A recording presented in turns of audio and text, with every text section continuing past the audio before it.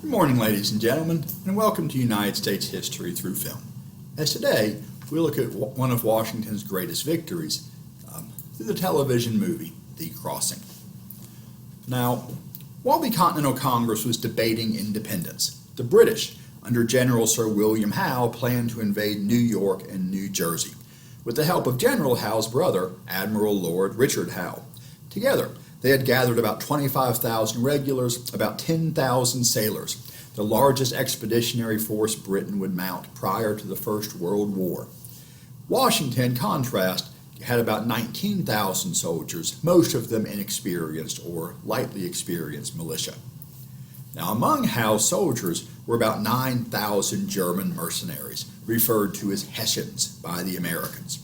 Although many were conscripts forced to fight for their princes in Germany, some were highly trained and disciplined units. As a whole, they had a reputation for cruelty. And so, unsure where Howe would attack first, Washington split his forces between Manhattan and Long Island. Instead, Howe landed his troops on Staten Island on July 3rd, 1776. 3 days later, July 9th, Washington read the Declaration of Independence aloud to the people of New York City, who pulled down the statue of King George III, cut off the head, cut off its nose, and mounted the rest of the head on a spike, melting the rest of the lead statue down into musket balls to fire the king's statue at the king's soldiers. Now, on Long Island, Continental troops fought very bravely, but were forced off the island. Indeed, they only managed to escape, or at least most did, with the help of fishermen from Massachusetts, led by Colonel John Glover, who ferried them from Long Island to Manhattan Island under the cover of darkness, in part by leaving large campfires burning through the night, so the British thought the retreating Americans were still in their camp. And soon, Washington was forced completely out of New York City, leaving America's second largest city in British hands, where it would remain until late 1783. The British only abandoning the city a couple months after signing the peace treaty ending the war. But in this defeat and in others, indeed in perhaps his most valuable contribution to the war effort, Washington, even in defeat, was able to keep his army together. He might be defeated, but he was not beaten. He did not surrender his army. He prepared to fight another day.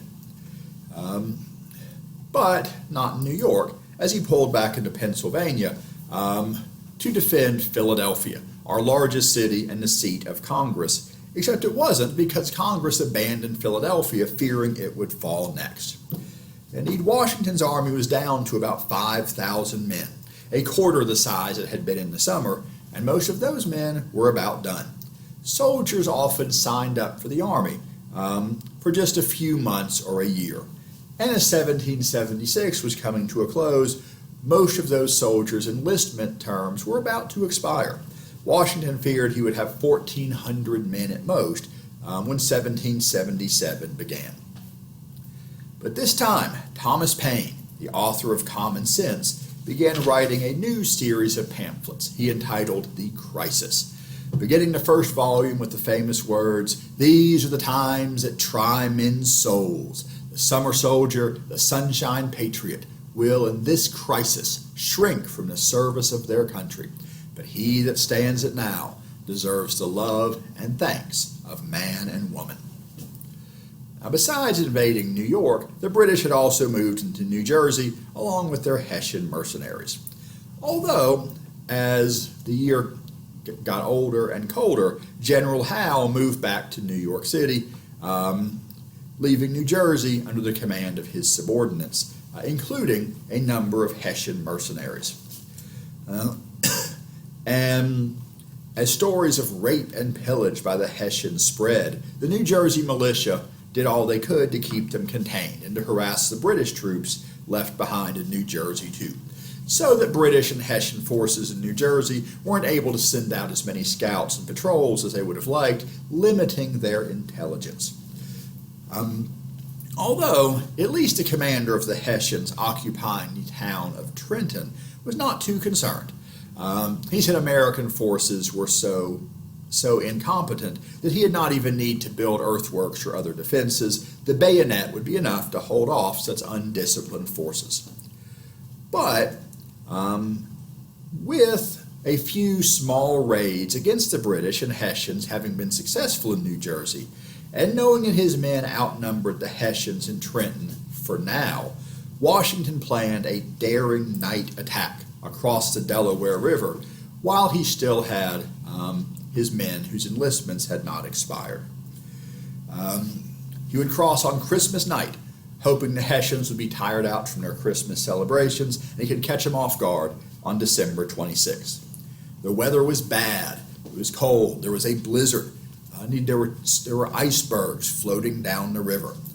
This slowed the crossing, and so they had not arrived on the Jersey shore until 3 a.m., having hoped to reach the shore by midnight. Some did not cross at all.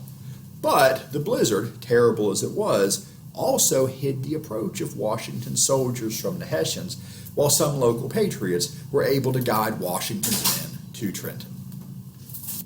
Now, we will look at Washington crossing the Delaware through a movie called The Crossing. It was produced as a TV movie, shown on A&E in the year 2000, and depicts the events around Washington's crossing the Delaware and the Battle of Trenton that followed. Its portrayal is, for the most part, very accurate, although there are a few liberties it takes. In particular, it gives a much more prominent role to Alexander Hamilton than he actually played at the time. He was in Washington's army and did play an important role, but was not as close to Washington as depicted. But he's such a famous figure, I suppose they wanted to give him a little bit bigger role. Now, the movie is based on a historical novel of the same name, published in 1971 by Howard Fast, who also wrote the screenplay for the TV movie, basing the screenplay on his own novel.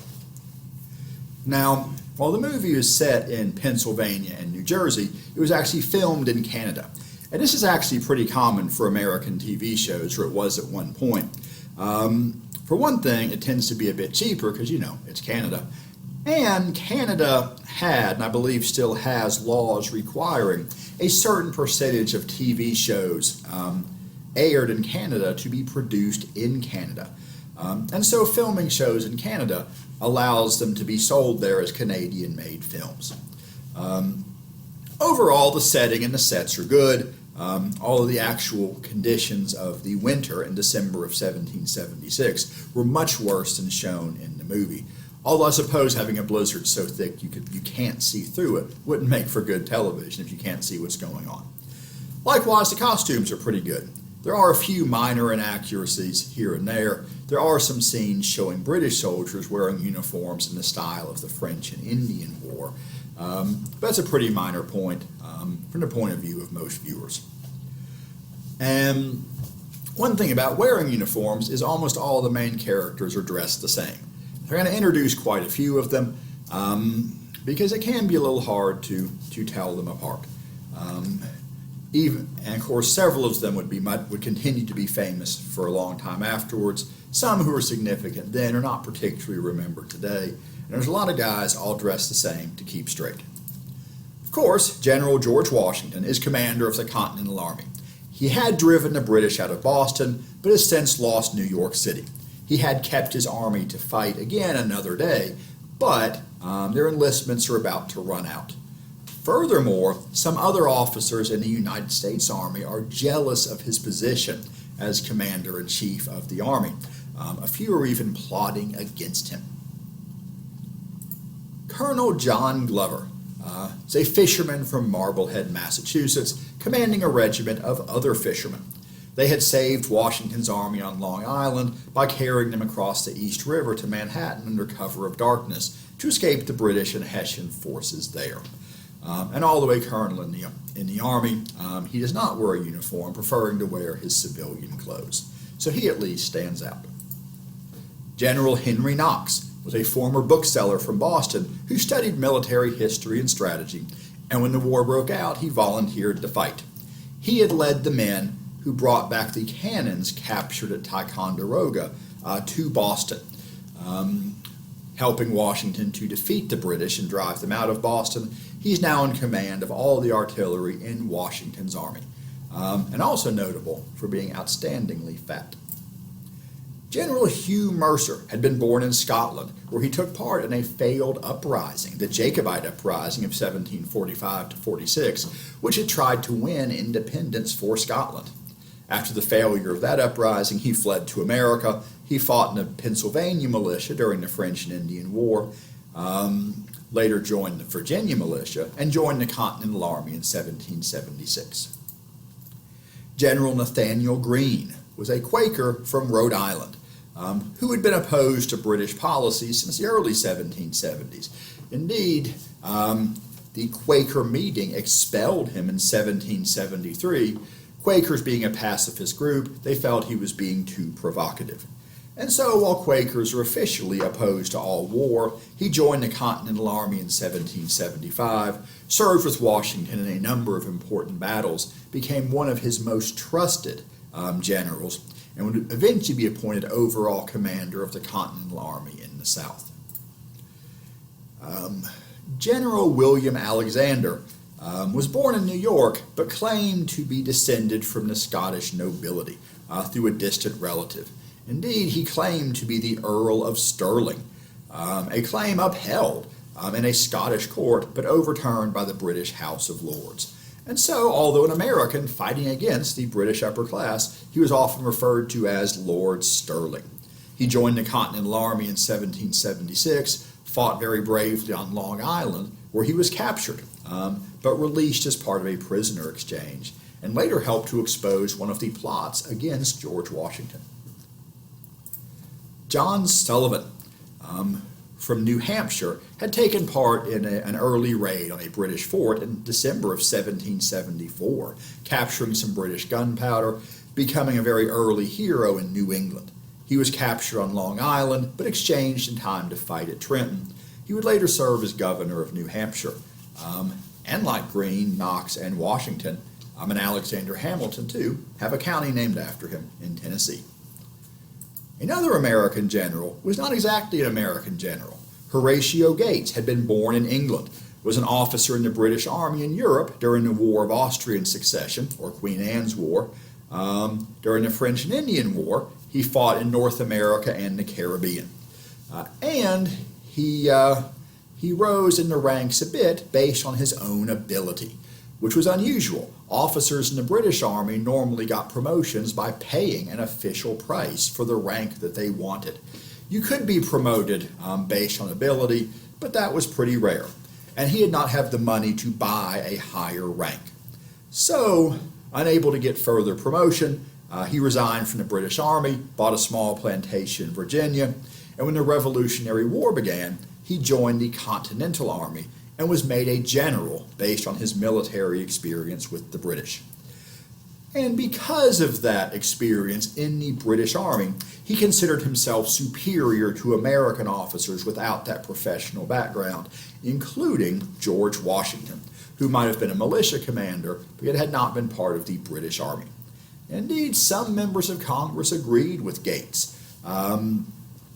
And Gates would be part of a failed plot, along with some members of Congress and other Army officers, to replace Washington as commander of the Continental Army. But he would get to stay in charge even after taking part in those failed plots, and would fight in important battles in New York and South Carolina later on.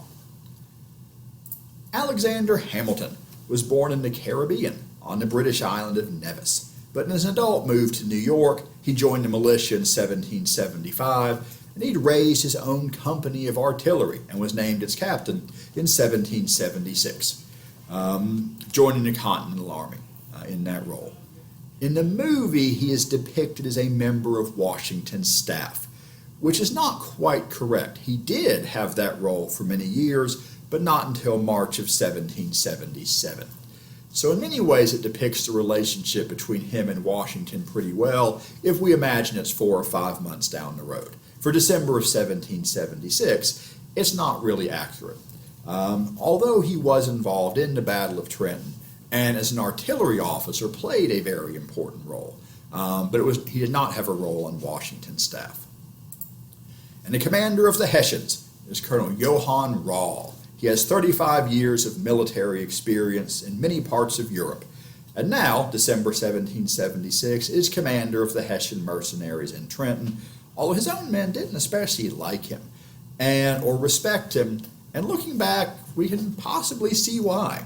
He had some warning the American army might be planning an attack, but he dismissed these warnings. He did not even fortify Trenton, believing he could drive back any possible attack with bayonets. Indeed, the bayonet often did cause American troops to panic. And so now we will watch the crossing.